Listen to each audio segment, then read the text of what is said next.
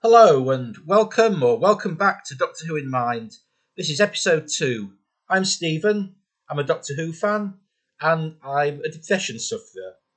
And a little bit later in this video, I'm going to be talking about my impressions and feelings of the 1985 Doctor Who story, Vengeance on Varos, starring Colin Baker.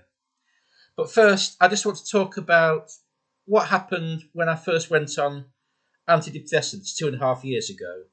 Now, those of you who've watched my first couple of videos will know that I've recently come off antidepressants, and I'll say more about that in another video about how that journey is going. But back in 2019, the first antidepressant I was prescribed. You don't subscribe to antidepressants, you get prescribed them. Anyway, no editing here, we're just going to bumble through. Okay, now the first thing I got put on was a drug called sertraline, and this one didn't suit me at all. Now, this is not going to be a video about one antidepressant versus another, because some suit some people, some suit other people. I'm not comparing their merits. I'm not medically qualified to do anything like that. All I'm going to talk about is what happened with me. Anyway, I was put on this sertraline. I only took it for 11 days because I had the most awful side effect, and that was sleep deprivation. And I don't mean I just had trouble getting to sleep. I mean I quite literally couldn't get to sleep at all for over the week. I had eight, that's five. Find 3 more fingers. I'll put that down. 5 plus 3, 8 consecutive nights without sleep. No sleep at all. Now, if you've ever experienced even one sleepless night, that's bad enough. If you've had 2 consecutive sleepless nights, you know how shattered you are by the end of that. But to have 8 consecutive sleepless nights and newly diagnosed depression, I mean, it's so unpleasant. So I ended up taking more time off work, of course, and I gave it a fair chance. I been on it for about a week, so I've 11 days in the end. So I phoned the doctor back up and explained that this really wasn't suiting me. So the next thing I was prescribed was citalopram. Now this was much more successful for me, and this is what I was on for most of the 2.5 years I was on antidepressants. No trouble at all with this one.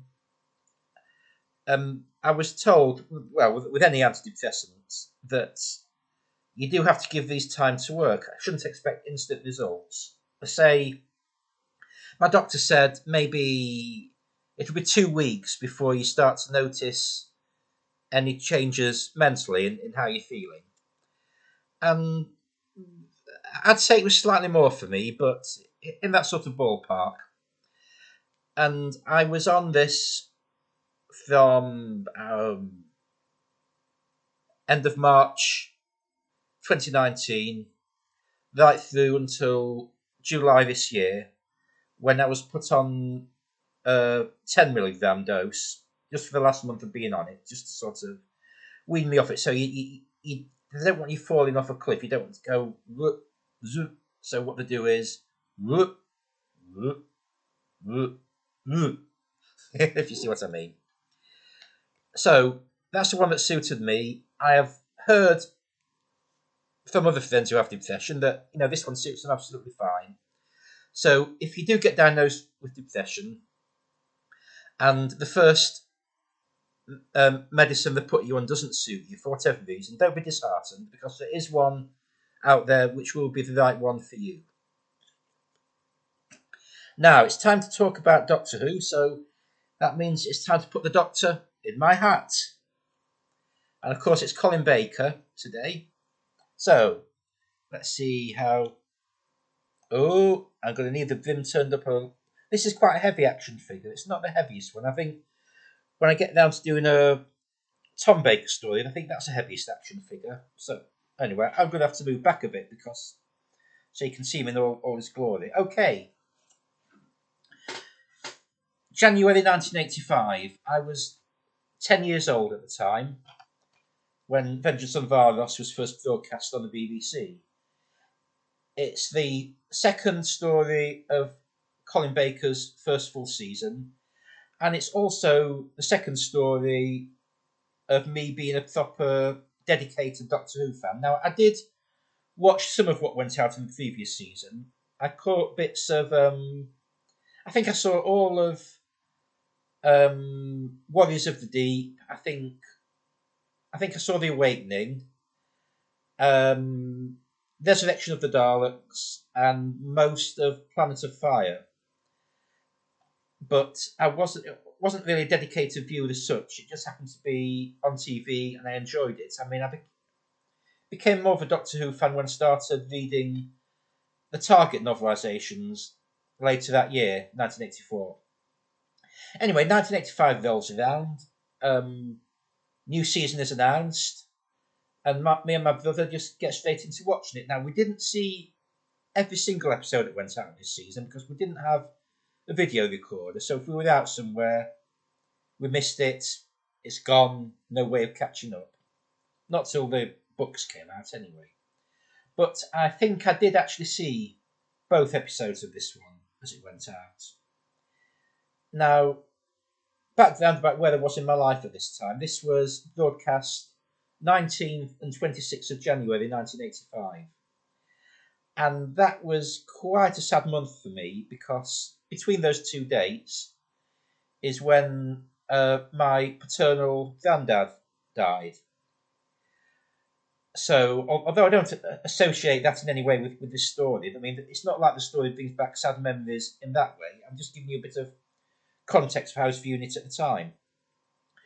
Because I remember the morning after my granddad had died, I remember my mum took my brother and I into school early, primary school early, to speak to our respective teachers, about how we might be feeling that day, and just to make them aware of the situation.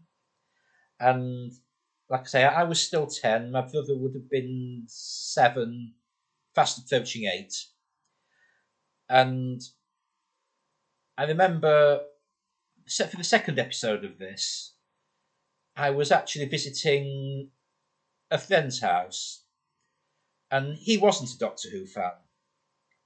So I was a bit concerned about whether I'd actually get to see episode 2 or not. And you know how it is when you're a kid. You're just sort of willing things to happen almost. Now, there was something on ITV that he preferred. I think it may have been the A-Team. I'm not sure if it clashed directly with Doctor Who or overlapped or something. But we did have BBC One on, and I was just willing him to keep BBC One on so I could see the whole thing, and I think I did. Anyway, as to the story itself, this is just so impressive for its time. The way it scarily accurately predicts the future. Now, this was 1985. I'd never heard of reality TV at that point. It wasn't really a thing in the UK until I think, the early 90s at the earliest, when the first reality type programs started seeping in, and certainly not the worst ones. The worst ones were yet to come. Things like Big Brother, they were much later, and I'm a Celebrity and all that. But this sort of, without reality TV even being a thing, the writer Philip Martin sort of scarily accurately predicts the direction that reality TV would take. I mean, on the planet Varos, all sorts of atrocities are screened on TV, most of it to keep the population in line, rather than to titillate them as such, because Varos used to be a prison planet, and the ruling class have evolved from what were the prison guards, and the ordinary people have evolved from what were the prisoners. And I believe it says in the story it was actually a prison colony for the criminally insane. So you can imagine what sort of society that's developed into. Anyway, Varos is rich in a mineral called Zyton 7, which apparently, we've never heard about this before, but apparently the Doctor needs it to operate the TARDIS. Which begs the question, it must be needed for every TARDIS. So the Time Lords, by implication, are complicit in what's going on Varos, because they're obviously not buying the ore directly from the people of Varos, but the people of Varos are having to trade with the Galatron Mining Corporation, who are, I'll just bring him over, whose representative is the odious Syl, played by the awesome Nabil Shaban, who creates one of the best villains in 80s Doctor Who. I mean, that just gurgling laugh and the slobbering over his marsh minnows and his faulty translator. It's just absolutely wonderful performance. It's not the only wonderful performance in the show. I mean, there's Sheila Reid, who is probably best known to UK audiences for playing the sort of old battle axe in the mobility scooter on Benidorm, much later. And she's also in 21st Century Doctor Who, she's Clara's grandmother, of course. But she plays, along with Stephen Yardley, she just plays one of the viewers, ordinary member of the public. They never interact with any of the other characters. They're just sat at home watching their TV screens and seeing these executions and tortures from the punishment dome, which, as people of Varos are unable to market the Zyton 7 ore to anybody but Syl and his company, they started trying to make money for the planet by exporting videotapes of the tortures and executions and other atrocities that go on in the punishment zone. And apparently they're selling quite well, which tells you all you need to know about the state of the universe at this point in the future. But anyway, it is this story got quite a lot of stick at the time because it's violent, but it's getting the message home. And even the Doctor is a bit affected by the violence. He does some things which are a bit questionable. The acid bath scene, if you've seen the show, I mean, people accuse him of shoving these two guards into the acid bath, but in both cases it's self-defense, and it comes down to either him or them going in. So not pleasant, but it is what it is.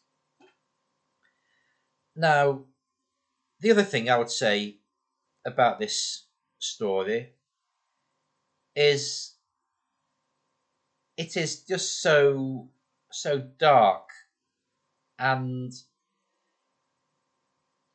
it would have been so much better for the show had Colin Baker got his wish and been given the dark costume he wanted to wear rather than this sort of, clown's outfit of an outfit that he ended up in. It would have been in more keeping with his Doctor, the character of his Doctor, and also the nature of some of the stories in his first season.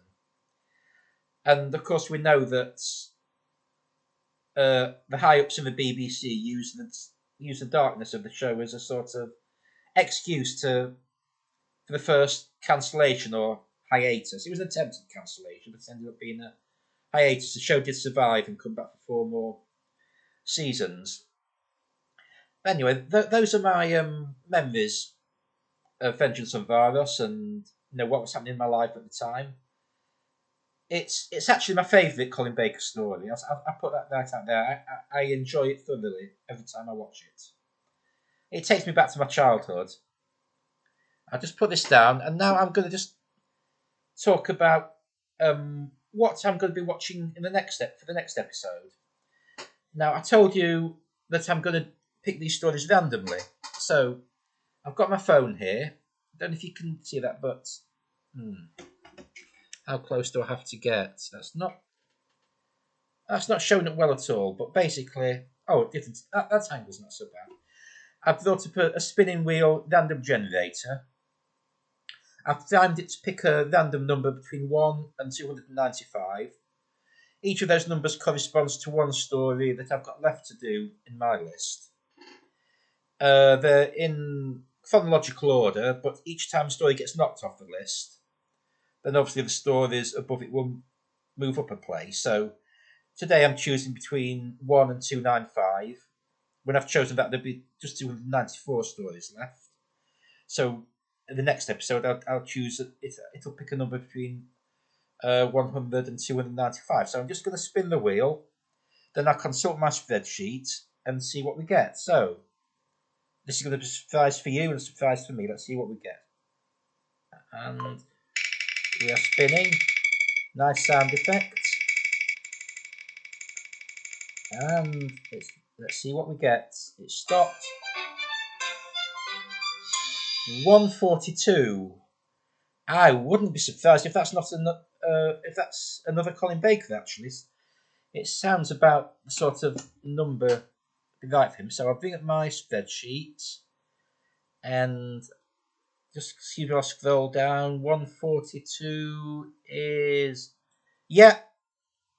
okay. We are actually staying with Colin Baker, and next week I'll be talking about Revelation of the Daleks. Thank you for watching, and I look forward to seeing you next time. Please like, please subscribe, please tell your friends, please tell my friends, please tell anyone. I'd love to see you here. Thank you. Bye.